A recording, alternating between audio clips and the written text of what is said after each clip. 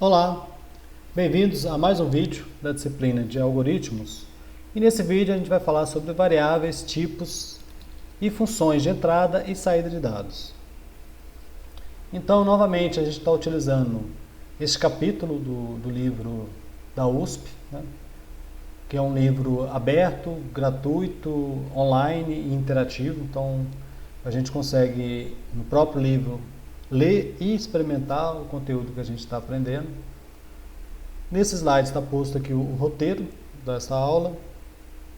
Então, começando com os objetivos. Então, o objetivo dessa aula é a gente identificar as variáveis em programas em Python, a gente saber utilizar o operador de atribuição para criar e manipular variáveis, a gente conseguir utilizar a função input, que é uma função de entrada de dados, conseguir usar a função print, que é uma função de saída de dados, entender os valores int, float, string e boolean, e também a gente saber usar as funções de conversão, né? O int, float, bool e string, né? STRs, que tem o mesmo nome dos tipos de dados. Então vamos começar pelo primeiro conceito, que é o conceito de variáveis e que está muito ligado ao comando de atribuição. O comando de atribuição é um dos comandos mais utilizados em programas.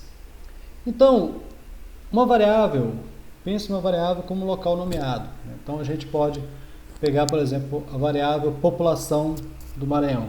Então a variável chamada população, ela tem lá, não sei qual que é a população do Maranhão, sei lá, 10 milhões de pessoas. Então a população recebe o valor 10 milhões. Então esse valor nomeado, eu posso usar ele em várias partes do meu programa, bastando utilizar o nome. E como que a gente cria uma variável? A gente não precisa declarar nem anteriormente. Basta você usar aquele nome e através do comando de atribuição, você atribuir aquele nome, aquela variável, um determinado valor. Nesse ponto é importante que uma variável ela tem apenas um único valor associado a ela. Então, por exemplo, a variável x ela começou com o valor 10. Em outro momento, eu atribuí um outro valor para ela, o x mais 100. Então, aqui vai ser avaliada uma expressão, aqui, isso aqui é uma expressão aritmética, né, pessoal? O x referencia esse valor 10, então aqui é como se tivesse 10 mais 100. Então, o valor de x, que inicialmente era 10, passa a valer 110. E a variável y, eu atribuir o valor 14, né? Então ela tem o valor 14. Então, em um dado momento, a variável só possui um dado valor e esse valor pode ser alterado durante toda a execução do programa. Eu lembro que quando eu fiz o curso de computação, né, meu professor fazia analogia, né, não sei se vocês conhecem, aquelas casinhas de pombo, que cabe apenas uma única pomba. Então, para entrar uma pomba, uma tem que sair, né? Só fica uma. Então, quando você coloca um valor na variável, o valor que tem lá deixa de existir, ele é substituído. Então, não confunda esse operador de atribuição com aquele operador de igualdade que a gente já falou numa videoaula anterior. Então, já que a gente criamos os nomes das variáveis, será que a gente pode colocar qualquer nome, né? Tem algumas regrinhas, né, com relação aos nomes, são poucas, né? Então, os nomes sempre devem começar com uma letra ou com um underscore, que é esse símbolo, né? Esse risquinho aqui, esse tracinho, né? Então, uma variável não pode começar com número, por exemplo. Essa variável 23 spam não é válido. Ela não pode começar com símbolos especiais, como esse jogo da velha, com um operador mais, menos, né? Ela não pode. Ela não pode ter, por exemplo, ponto, né? Ela pode ter apenas letras maiúsculas ou minúsculas ou underscore. Então, e é importante destacar que a linguagem Python ela distingue maiúsculo de minúsculo. Então, aqui eu tenho três variáveis diferentes que podem estar associadas a valores diferentes. Então, spam, spam e spam com letras maiúsculas são três variáveis diferentes aqui. Além disso, a gente não pode utilizar alguns nomes que já têm significado na linguagem. né? A gente vai ver algum desses elementos durante a nossa disciplina, como if, while. Então, esses nomes aqui eles já têm significado na linguagem, então a gente não pode criar uma variável com o nome de algo, de algum comando, de algo que tem significado na linguagem, porque senão o programa fica confuso, né? Sem saber se você está referenciando a um comando ou se é a uma variável. E aí, quando a gente trabalha com variáveis, pessoal, entra a questão de teste de mesa. Então, o que é um teste de mesa? Como as variáveis alteram de valor, para a gente saber, por exemplo, qual o valor final, né, aqui na linha 5, para as variáveis a, b e soma. Então, eu preciso jogar em algum momento, em algum local, para a gente conseguir ver esses valores. Então, a forma legal de fazer isso é a gente usar teste de mesa. E principalmente, pessoal, para trabalhar com estruturas de repetição, que a gente vai ver mais à frente, em outra videoaula, é muito importante a gente fazer esse teste de mesa. Então vamos começar agora apenas com atribuições, algo bem simples, né? Então na primeira linha, o A está valendo 10, o B e o soma não foram definidos valores para eles, né? Então eu não sei qual seria o valor para eles ainda, eles nem existem na verdade, né? Na segunda linha, o B está valendo 20, né? E o A continua valendo 10, né? O valor do A é o valor atual. Na linha 3, eu estou falando que o A recebe A mais B, né? Então, o A valia 10, ele vai receber, né? Vamos botar um slide aqui, pessoal. Então, na próxima linha, o que vai acontecer? O A vai receber o valor atual de A, né, que é 10, mais B. 10 mais B, né? 10 mais 20 é 30. Então, esse novo valor 30 vai ser atribuído para a variável A. Na próxima linha, eu tenho lá que B recebe A mais 4. Então, qual vai ser o valor de B? A vale 30, 30 mais 4, 34. Então, já não vale mais 20, né? E por fim, soma recebe A mais B. Então, o valor de A é 30, o valor de B é 34, soma vai ter o valor de 64. Então, a forma que a gente tem para testar e verificar é usando o teste de mesa. E o teste de mesa é bastante interessante porque, poxa, eu vi aqui esse valor.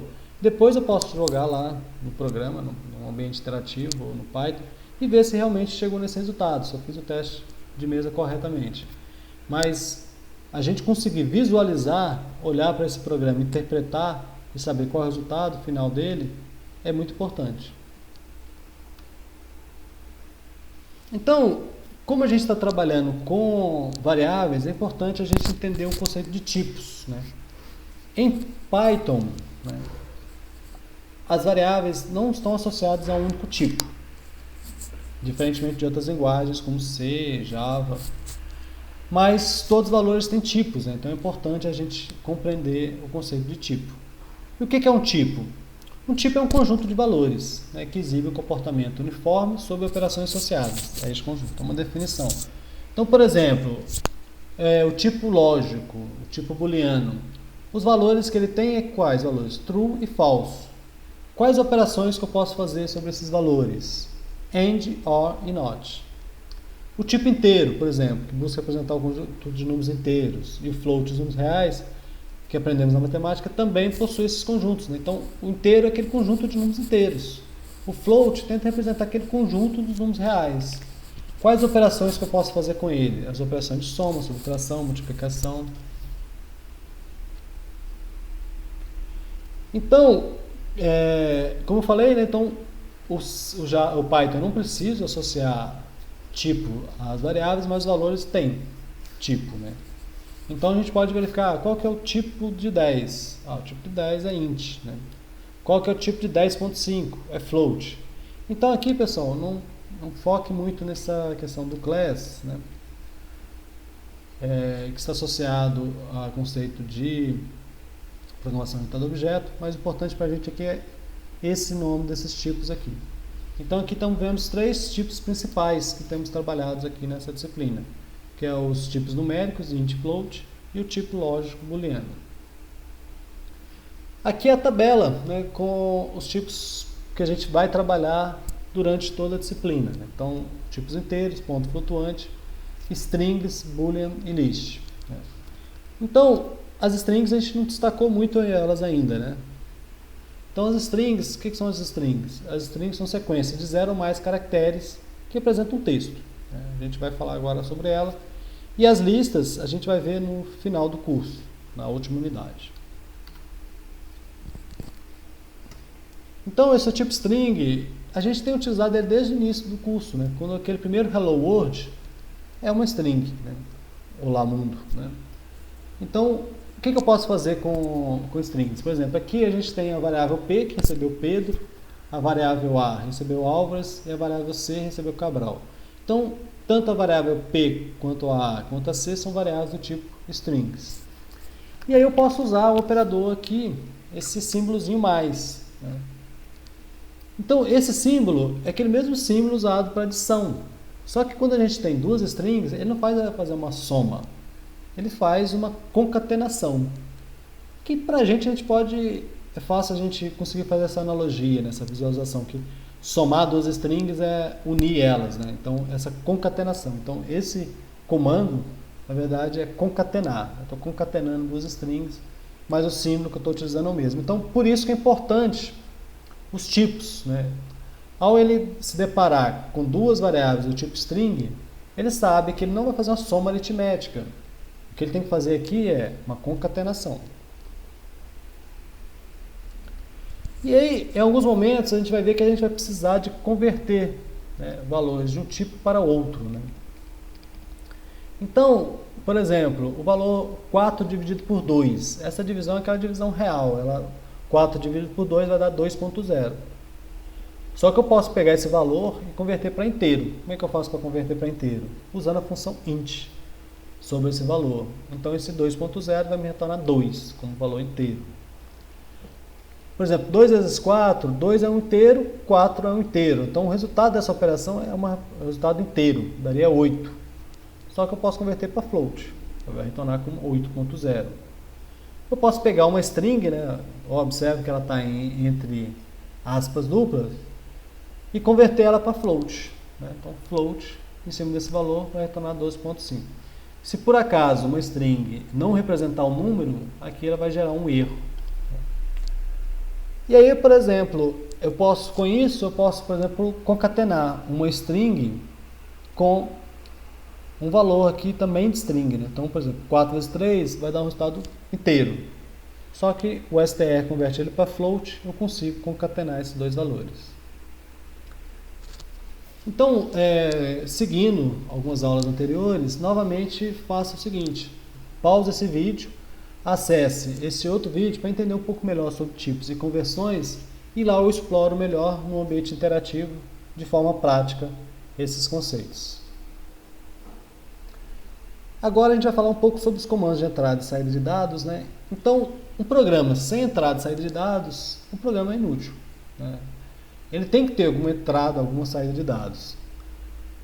Pode ser uma entrada através de cartões, uma saída através de impressora. Você pode fazer uma entrada hoje e receber a saída daqui 2 dias, mas você espera que o programa processe alguma informação e gere algum resultado para você. Então, essa forma de interagir, né, essa interface, ela pode ser feita de várias maneiras. E hoje que a gente trabalha com os computadores pessoais e celulares e tablets, normalmente ela é feita através da tela. E aí você pode ser através de touch, né, de tocar os elementos da tela, pode ser através de teclado, de mouse, né, e usando elementos gráficos. Então, normalmente vocês que utilizam aplicações desktop, web, mobile, vocês estão acostumados a trabalhar com esses ambientes gráficos, né? Mas, para essa disciplina, a gente vai usar uma operação no modo texto, que é a forma mais simples e rudimentar da gente fazer essa entrada e saída de dados. Porém, o objetivo dessa disciplina não é criar, né, designs de interface gráfica, é a gente aprender a programar. Então, a entrada e a saída de dados tem a única função aqui da gente conseguir entrar com valores e visualizar o resultado, da gente fechar esse ciclo de entrada, processamento e saída de dados. Então, como a gente não vai focar tanto na interface, né, a gente vai usar essa forma mais simples possível. Então, já no primeiro programa que fizemos, nosso Hello World já usava um comando de saída de dados, que é a função print. Para a entrada de dados, a gente tem a função input, né? Então, para aquecer, vocês podem também pausar o vídeo e digitar esse código lá no Replit para vocês visualizarem. Então, esse é um programa bastante simples, porém, tem aqui entrada e saída de dados. E só, né? Não temos aqui um processamento, não temos um algoritmo, né? Mas a gente tem aqui a entrada e saída de dados. Então, a gente vendo um pouco mais a função print, né? Então a função print ela recebe uma lista de valores separada por vírgulas. Aí ela transforma esse valor para uma string, né? Então a gente pode passar valores que são strings mesmo, podemos passar inteiros, floats, booleanos. E aí ele vai adicionar um espaço em branco entre cada string e vai pular de linha ao final. Então esse é o comportamento padrão, né, do comando saída print. Mas a gente vai ver alguns outros recursos, né? Então, se a gente olhar o comando print em mais detalhes, né, então a gente pode ter vários objetos. Então esse asterisco objetos aqui está dizendo que eu vou ter uma lista de elementos aqui, eu posso ter um monte de objetos. E depois eu posso passar alguns argumentos para ele, né?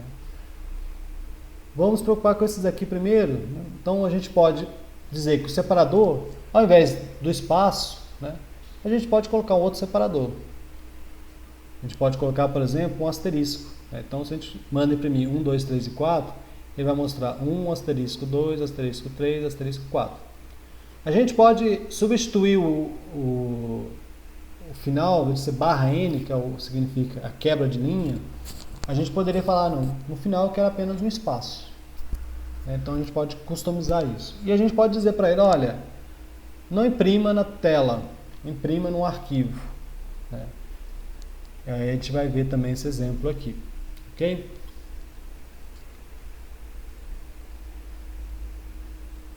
Quando a gente precisa, por exemplo, imprimir valores, quero imprimir valores como strings, por exemplo, altura, largura e profundidade, e quero imprimir os valores deles, né? Então 10, 20, 30. Então eu posso fazer isso colocando entre vírgulas, né? Então coloco altura, vírgula, valor inteiro, vírgula, a outra string, vou colocando todos os strings e ele vai montar para mim uma saída. Uma outra forma é usando os marcadores, né? Então eu posso colocar aqui, hoje é asterisco D, desculpa, %D. Que valor que vai ser substituído aqui pelo %D? Esse primeiro valor aqui, ó, 25. De S, o D aqui, pessoal, é porque é um número inteiro, né? Então, para cada valor, existe uma forma de você representar. Então, números inteiros a gente usa o D. Strings, a gente usa o S, né? Para números float, a gente usa o F, né? E aí tem outras formatações que a gente pode colocar. Depois eu vou passar para vocês mais um vídeo, mais um link de um vídeo, que a gente explora um pouco mais isso.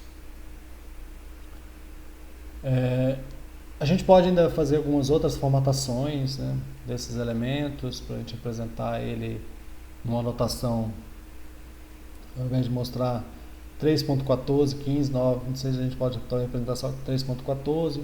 Então, isso aqui são detalhes com relação à formatação. Não se preocupe tanto com isso, né? Mas para os mais curiosos e quiser fazer uma saída mais elegante, vocês podem depois pesquisar e explorar um pouco mais esses elementos aqui. E aqui, um outro caso, né, então a gente pode passar esse outro argumento, que é o arquivo, né? E aqui é legal que a gente pode já escrever um programinha, né? E com um programa bem simples a gente já consegue salvar em arquivos, né? Então, por exemplo, este código que está aqui, vocês podem pausar o vídeo novamente e testar lá no Replit, para ver o que vai ter como saída. Então, se vocês executarem lá, ele vai gerar esse arquivo aqui, né? Por exemplo, meu primeiro arquivo, e aí eu abri esse meu primeiro arquivo e eu vi o resultado que está lá, olá arquivo. Então, ao executar esse programa, ele não vai imprimir nada na tela, mas sim ele vai imprimir dentro desse arquivo que foi criado aqui. Agora a gente vai falar um pouquinho sobre o comando de entrada de dados, antes de passar para vocês aquele link, né, do vídeo com a prática. Então a entrada de dados era um pouco mais simples aqui, tem pouca coisa para a gente comentar aqui. Então o que a gente tem? A gente tem o comando é o input, a gente pode passar uma mensagem para ele, que vai ser a mensagem que vai ser impressa para o usuário. O usuário vai entrar com algum valor, né, através do teclado, e quando ele teclar Enter, o valor que ele digitou no teclado vai ser armazenado na variável var. Então esse é o comportamento da função input, né? Então, por exemplo, só que a função input ela sempre retorna uma string, né? Em alguns momentos a gente quer trabalhar com valores de outro tipo. Então, por exemplo, eu quero pegar o ano de nascimento da pessoa e descobrir quantos anos que ela fará naquele ano. Aí como é que eu faço? Se eu pegar apenas o ano input, ele vai me retornar, se a pessoa digitar lá 1981, ele vai pegar a string 1981. E aí o que eu faço? Eu converto essa string para inteiro. E aí eu posso, com esse valor, essa variável já inteiro, eu posso utilizar ele dentro da minha expressão aqui e calcular, né, esse valor idade a partir de 2021, que é o ano atual, menos o ano de nascimento. E aí no final eu posso imprimir, né, usando aqui o marcador, imprimir essa informação. Então agora vocês podem pausar, né, esse vídeo e nesse outro vídeo aqui, entendendo a entrada e saída de dados, eu exploro um pouco mais desse exercício de forma prática através do ambiente do Replit. Aqui alguns outros links e obrigado e até o próximo vídeo.